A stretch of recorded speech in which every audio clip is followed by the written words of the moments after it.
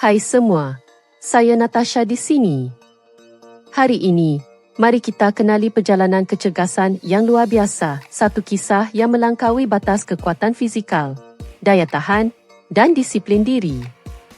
Watak utama dalam kisah ini ialah Millie, seorang jurulatih peribadi yang membuat keputusan untuk mengubah hidupnya kira-kira 5 tahun yang lalu. Sejak itu, dia telah menjadi sumber inspirasi kepada ribuan orang dengan semangat kental dan hasil yang menakjubkan. Millie menjalani latihan sebanyak 6 kali seminggu dengan rutin yang intensif, disertai dengan pemakanan yang seimbang.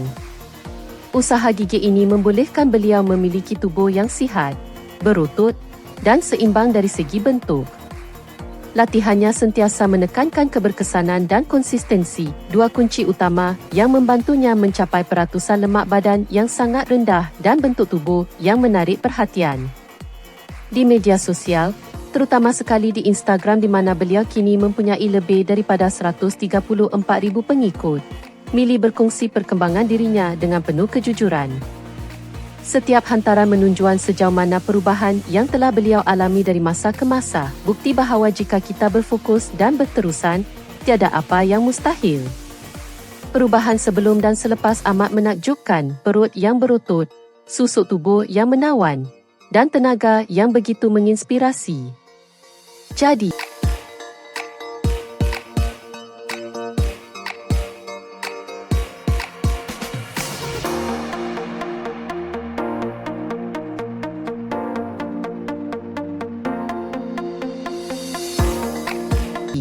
apa pendapat anda tentang transformasi Millie? Kongsikan bersama kami di ruangan komen.